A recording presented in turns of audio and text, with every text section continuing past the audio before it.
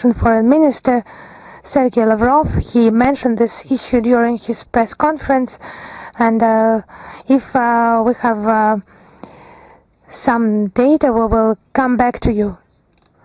Thank you. Is News.ru with us? Yes, hello, Madam Zakharova.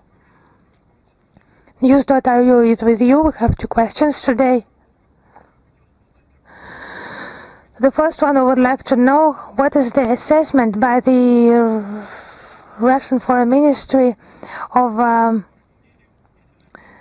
attempts by the Europeans to interfere in the discussion of Donald Trump's peaceful plan on Ukraine. So we have already mentioned that the aim is to disrupt the planned political, diplomatic approaches, processes. They have not abandoned the sick idea of imposing a strategic defeat on Russia, using Ukraine as an instrument of this detrimental policy. Why is that like that? Because they are connected with those ultra-liberal circles, and they have those revanchist ideas and globally and at the American continent. They're just developing that issue. They do not aim at peace. Peace means nothing to them. They would have implemented the Minsk agreement if they had been interested in a peaceful settlement. They would have done their best to support the Russian-Ukrainian negotiations in 2022 and not to disrupt them. And this year, they would have applauded and would have facilitated negotiations between Russia and Ukraine, but no, they have not done that. They were doing the contrary. And now they are the war party. They supply a colossal number of weapons, lethal and unlethal aid, political support of many kinds to the Kiev regime, despite its being smeared in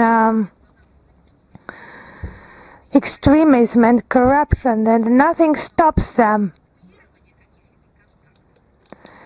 For example, the crimes against civil population, crimes against children, in the past they would have meant the end of any contacts, and the corruption schemes that have been unveiled, they would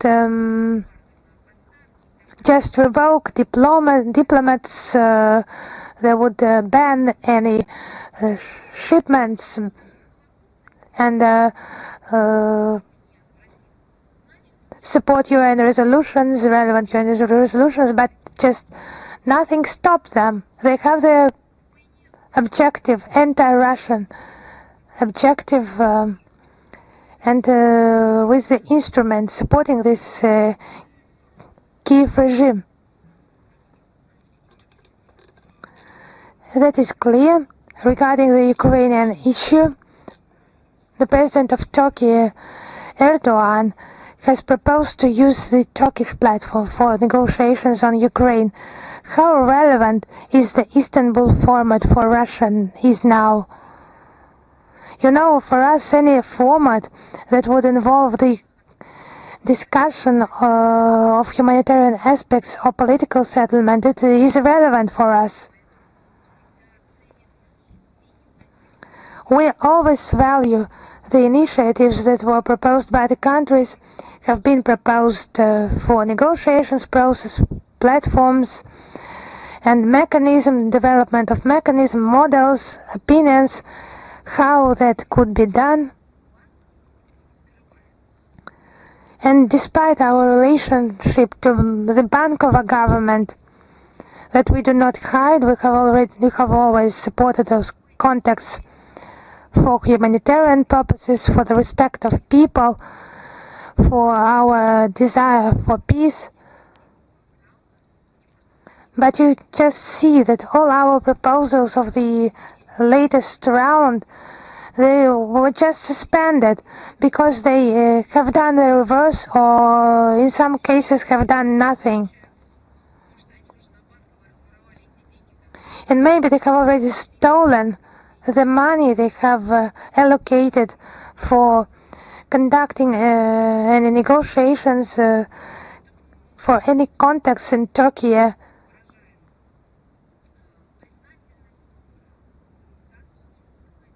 It might be the case, but actually we are obliged to the countries and to the Turkish side in particular. We have supported this format, and it was the Kiev regime that since June has postponed, has paused negotiations, has not replied to our proposals on political and humanitarian issues. And within the working group, they have not answered, they have not replied anything. There has been no agreement and so on. Thank you very much. Thank you. Is 1 second. Anna Delou with us. Yes, Madam Zakharova, hello. We have 2 questions today. The first one. Could you please comment on the reports by the media that Russia and Ukraine have already started peaceful negotiations with the mediation of the US at the neutral platform in Abu Dhabi in the UAE? Yes, I would repeat that this issue has already been commented upon in the presidential administration and commented by Russian Foreign Minister Sergei Lavrov during his press conference on the 25th of November. If I have something to add, I will share this information with you. Thank you. And the second question. Donald Trump has repeatedly stated his desire to end the Ukrainian conflict peacefully. Is Russia ready to support Washington's peaceful plan? So I saw that you were smiling when you were asking that question, because Sergei Lavrov also commented on this issue, and we will post a link in the text in order to reply to this question. Thank you. Thank you.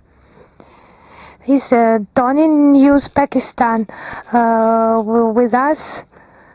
Question. I have 2 questions today. My first question is, Russia abstained from voting on the US resolution 2803 on Gaza. The plan does not include the Palestinian Authority and bypasses the UN Security Council. How does Russia view the protection of Palestinian rights and self-determination in this situation? Мы эту тему подробным образом комментировали в сообщении, в пресс-релизе от 18 ноября. Я могу повторить еще раз, что 17 ноября в Совете Безопасности ООН. We have commented on this issue on the 17th of November. There was a voting on the American draft resolution. There were 13 votes in favor, with Russia and China abstaining. It was concerning the Gaza plan, the plan to govern Gaza, chaired by Donald Trump, and to deploy international stabilization forces together with Israel and Egypt, tasked, among other things, with peacekeeping functions, some peacekeeping functions, to demilitarize the enclave and disarm Hamas and other armed groups. However, Palestinian National Authority's participation in governing the Gaza Strip, or more generally in determining the future of the Palestinians based on the two-state solution, is not envisaged. And the UN Security Council and the UN Secretariat have been completely sidelined with the modalities of the deployment of international forces, and Resolution 2803 2803 does not grant the Security Council the necessary prerogatives to maintain peace and security. It contradicts the spirit of genuine peacekeeping and the universally recognized international legal framework that envisages the creation of independent and territorially contiguous state of Palestine within the 1967 borders, with East Jerusalem as the capital, coexisting in peace and security with Israel. So Russia abstained from the vote, taking into account the position of the leadership of the Palestinian National Authority and interested Arab and Muslim countries in support of the American resolution, as well as to avoid a relapse into violence and military action in Gaza. I would like to remind you that the war and the suffering of the civilian population in the enclave could have been stopped long ago if Washington had not methodically 6 times over the past 2 years vetoed draft resolutions demanding the intermediate ceasefire. We hope that this decision does not become a cover for uncontrolled experiments in the occupied Palestinian territory or become a final verdict on the legitimate rights of Palestinians to self-determination or in Israeli aspirations for global level emphasized respect for Islam and Muslims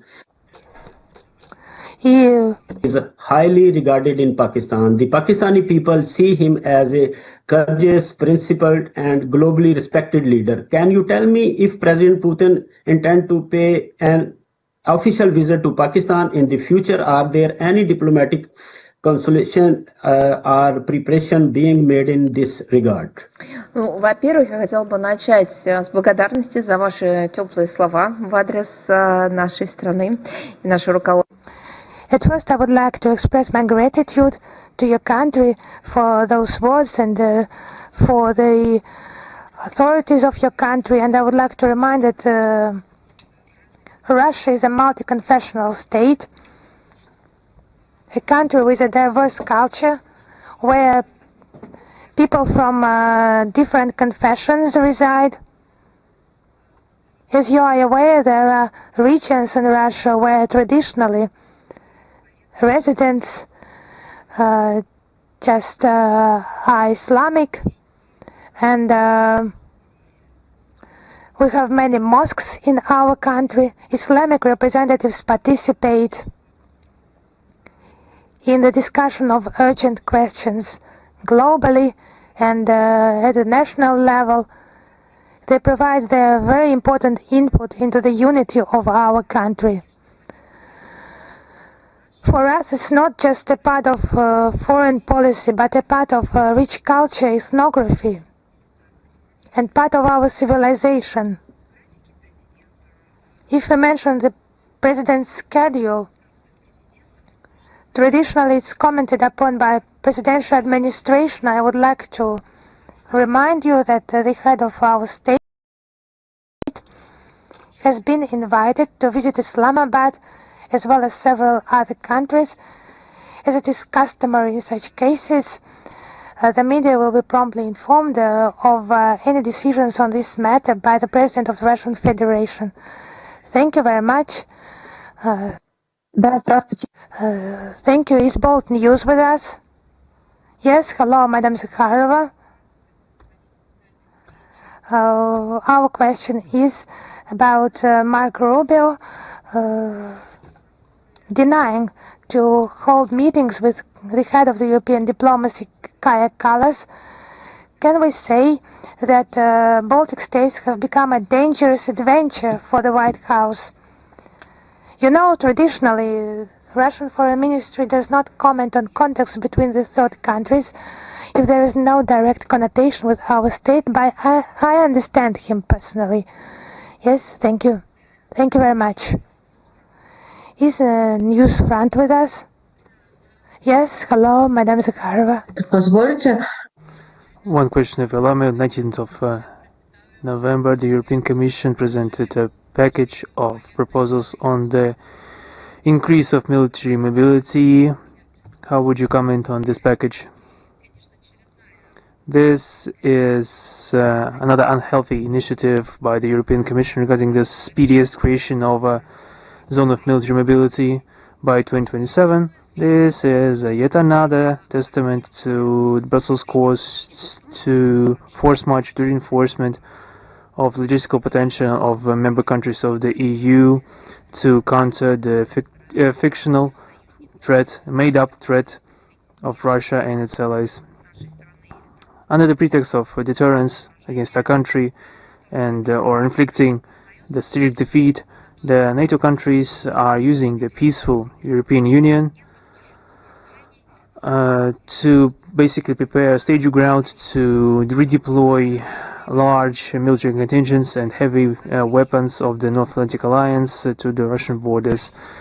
This all happens after they have actually unleashed the conflict in Ukraine through numerous manipulations and manipulations in the internal affairs of the state and the use of anti-state and unconstitutional coup d'etats. And after that, they decided to blame something for that, and we saw this repeatedly in history.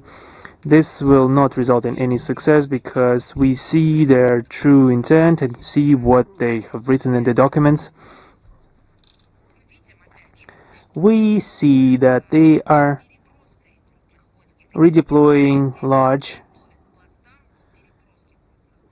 They are preparing a staging ground to redeploy heavy weapons and large armed contingents of NATO towards Russian borders. We're not talking about Russia extending its staging grounds against NATO, but NATO incessantly trying to use this or that technique to create hotspots of tension at our borders. The so-called military Schengen is in essence an integrated part of the initially unimplemented, unrealistic attempts to inflict a so-called strategic defeat upon our country pushed by the current EU leadership. It's telling that the European Commission decision to create this infrastructure for the fast transfer of military cargo through the EU countries to the eastern flank was preceded by the introduction of some limitations regarding the issuance of multi-entry Schengen visas to the citizens of the Russian Federation. Now we also additionally find out that they issue those visas to militants recruited in Asia. We see what is happening. The main human rights principle of freedom of movement of citizens in the EU was set aside for the freedom of movement of arms and military equipment. We are attentively looking at such military preparations in the environs of our country, taking them into account their military planning. Thank you. Is Rudolf with us?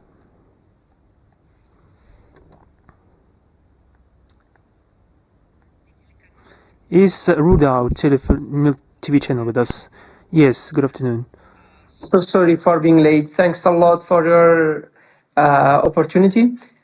I have three questions. My first question is that according to some sources from Syria, there are a number of Russian people in Hol and Rosh camps under the control of Autonomous Administration of North and East Syria. Could you please tell us approximately how many of them are in those two camps? Also, how many Russians have you returned from there, and do you have any plan to return the other ones? You know, the Ministry of Foreign Affairs of the Russian Federation doesn't have clear data on the number of Russians in the IDP camps in the northeast of Syria under the control of the self-proclaimed Kurdish administration. The official Syrian authorities that the Russian embassy in Syria interacts with has no access into this territory, and for this cause, any attempts to identify and check the Russian citizens' state among the IDPs is not possible at the moment. In the framework of the implementation of the orders of the President and the government of the Russian Federation through the Ombudsman of the President of the Russian Federation on the rights of the child, Maria Lvova-Belova, from December 2018 to November 2024, 464 children were returned from aforementioned camps into Russia. Due to the events of December 2024 and the aggravation of the military political situation and the change of ruling authorities in Syria, any humanitarian operations to repatriate adolescents have been temporarily suspended. And second question is that, have you had any discussions with the Iranian authorities to provide them with military needs if they faced another attack from US or their allies?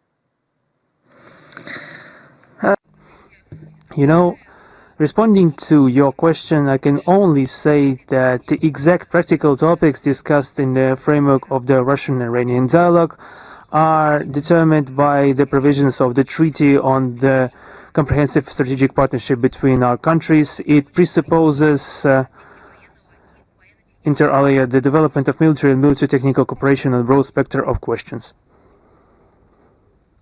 The last question is that there are reports in Iraq, and their families have told us as well, their sons have went to Ukraine or Russia to be participating in the war for some benefits, financial benefits. Do you confirm that there are Iraqi nationalities among Russian forces fighting against Ukrainian fronts? All questions related to the technical, organizational, and other specific aspects of the special military operation are managed by the Ministry of Defense of the Russian Federation, and it's not in our competence. We will readdress your question to our colleagues, and we will inform you on their response. Have a nice day. Thank you. Вам тоже взаимно. The same to you. Thank you. Is Author E with us? Yes, good afternoon, Author E. Greetings from Pskov at the conference It's Time to Live in Russia, with the support of the governor of the region who has expressed his gratitude to you. From all the people that respond to our moral values, could be encouraged to come to Russia. Thank you for your kind words. Thank you. We have two questions today. How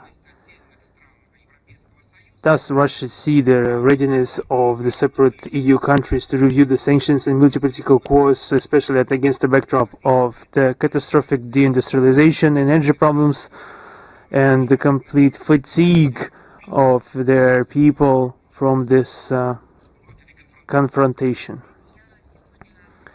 Well, I responded to similar questions today, and in the introductory part I dwelt into detail on the state of the economy in the EU in select states, and I said that despite instead of resolving economic issues, they are engaged in militarization, stating that this move could lead them out of the dark forest into the bright future. We already gave our revelations of that, and as I already said, we will share, of course, more concrete information in the text of today's briefing. What normalcy can we talk about in regards to them? They are trying to disguise the current problems that they have and are militarizing at an extreme pace. They are providing immense amounts of money to the Kiev regime, sending weapons, sending arms. So we see the same arms being spread all over the world.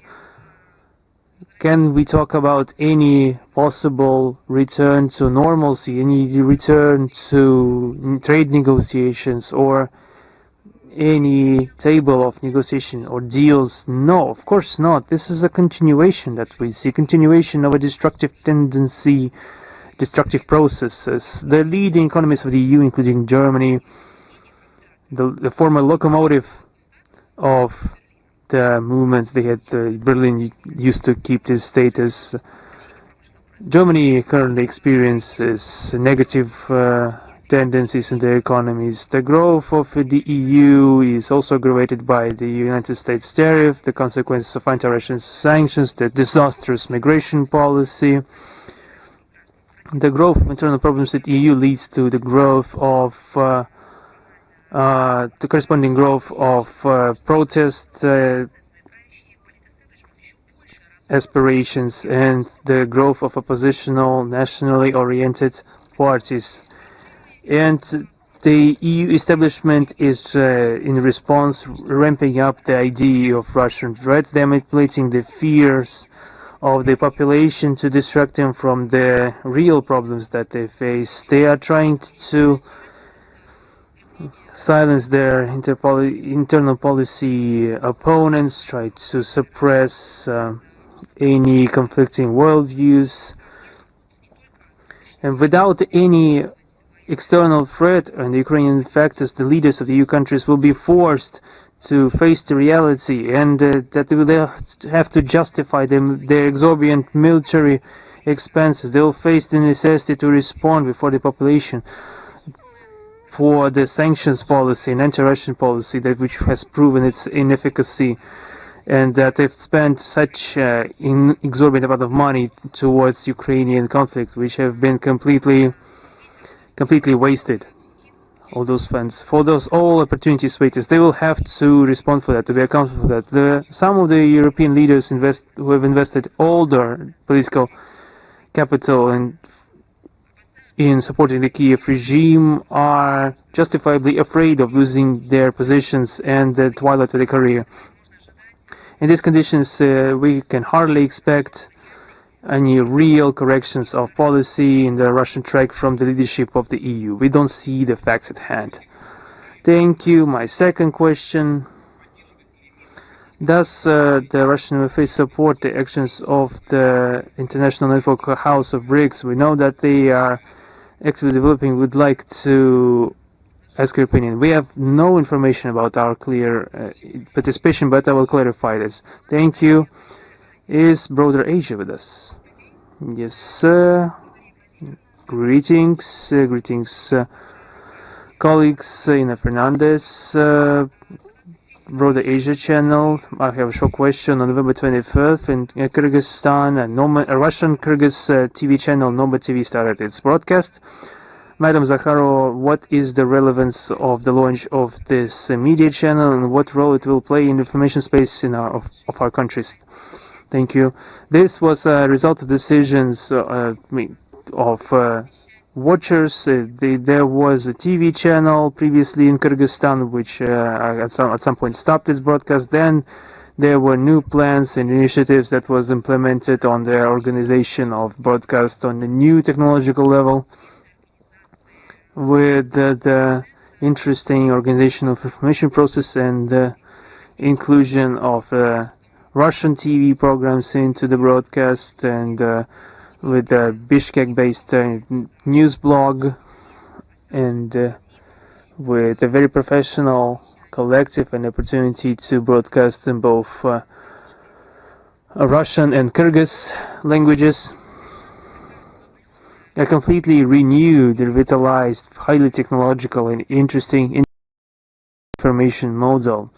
It's a joint model. It's not just something introduced from abroad.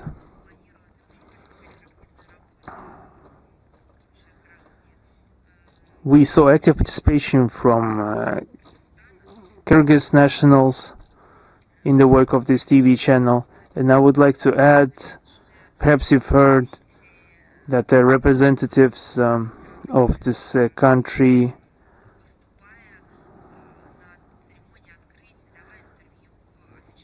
who were responding to questions at the inauguration ceremony said that Kyrgyzstan used to lack such an information resource, which is a very interesting collaboration, and here it is. It appeared. So it's a combination of demand, supply, legitimate interest, and prospects. I had the honor to take part in the ceremony of the launch of this TV channel. Russia is closely linked to the Kyrgyz Republic, not only by common history, but with common interests, by the interests of common people. And this TV channel will open a new page to develop humanitarian partnership and context between citizens. And the main goal of its creation is to return Russian programs from the NTV channel to the Kyrgyz TV broadcast space, but also to supplement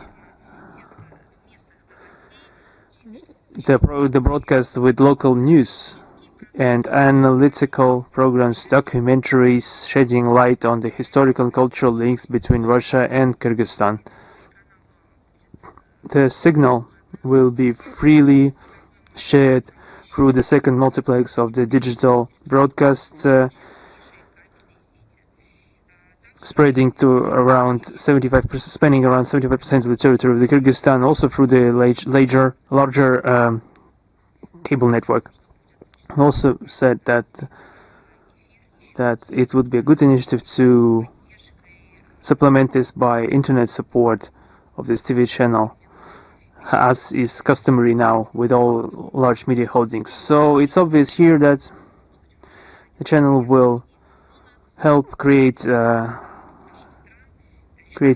benevolent media backdrop against Russian Federation and Kyrgyz Republic, and also the further development of good neighborly relations between our countries. Thank you. Thank you. Is Embassy live with us today?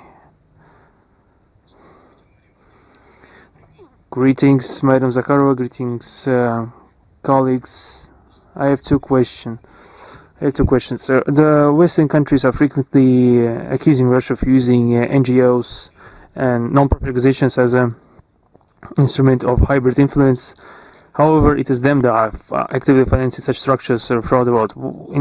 In which you see the principal difference between the approaches of Moscow and Washington or Brussels to the popular diplomacy through NGO? They are financing the NGOs, making them the instrument of promoting their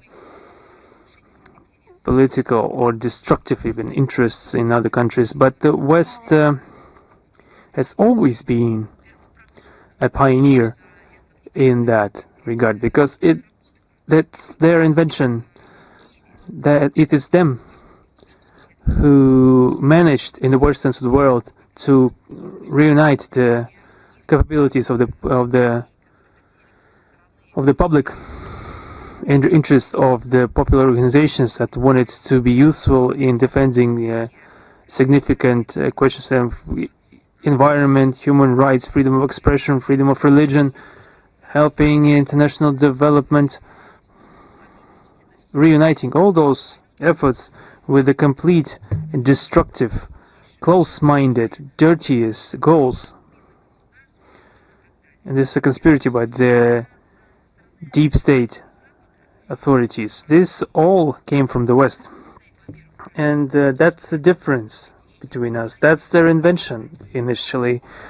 There's a difference in making goals. The West uses NGOs as one of the instruments of their foreign policy to preserve their dominance in the world, in international relations, in the world arena. And Russia desires mutually beneficial international cooperation, promotion of common interests, and the views non-profit organization and NGO of Russia and other countries as means of popular diplomacy, unofficial assistance in the development and promotion of bilateral relations, concerned citizens that are reuniting to resolve important issues, to searching for senses. You know, with the development of society, such organizations have garnered significant potential and capabilities. However, our geopolitical adversaries are using this advance for their own nefarious purposes of a single track. One of the examples is that the collective West are using the loyal members of the NGOs while planning and executing color revolutions. We all remember the results. of these anti-constitutional coup d'etats. Also give another example, the environment. Instead of resolving real issues, the environmental organizations are being used as a means of political and economic pressure to hamper some projects, to gain preferential treatments and exert financial pressure upon some site, not to allow for some competitive projects. We've seen a lot of examples. So we saw the effects of financing of corresponding structures by Western governments and affiliated foundations with the budgets comparable to national reserves of some sovereign countries. Actually, the mentioned political figures and the organizations, they have the role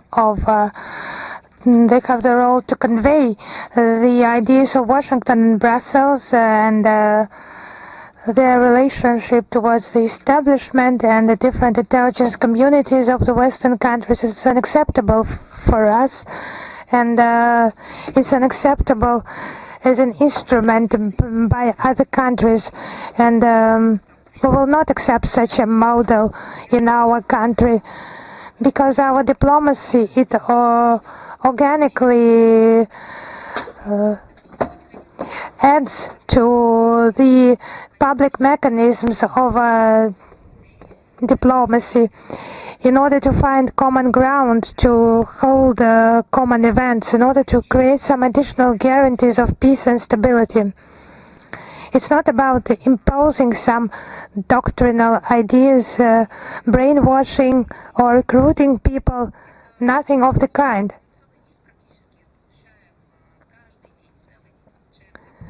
Nearly for the entire day, every day, we get requests from international organizations, and many of them approach us for support, for assistance in a participation in some project,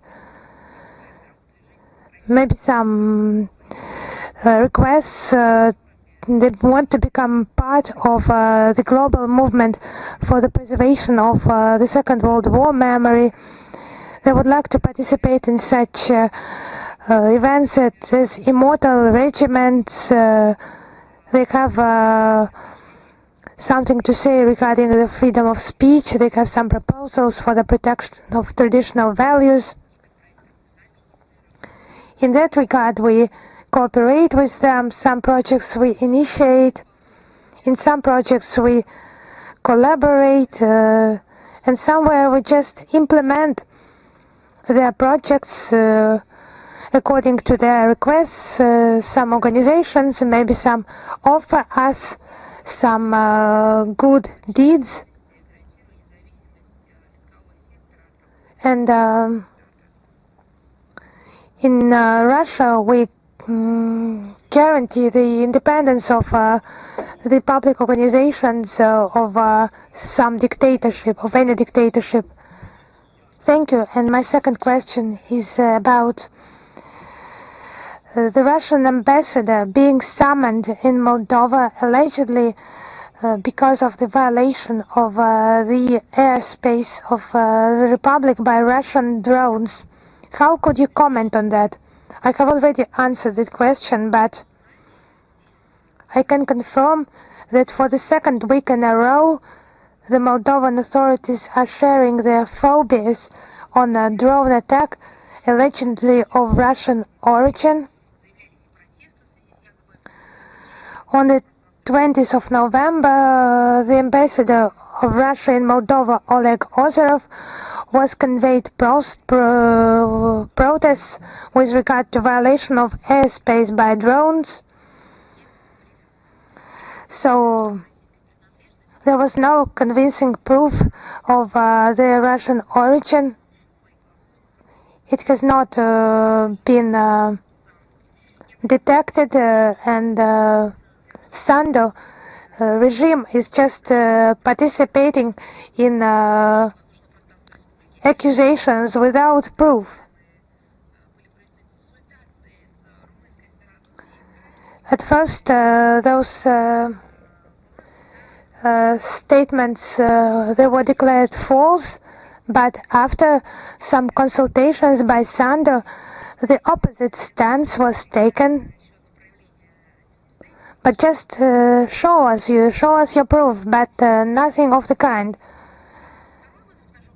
It's actually empty accusations against Russia. And the second case of summoning our ambassador was some case with a drone that looked like actually a Russian Gerbera drone that allegedly landed on the roof of one of the houses in Floresht district.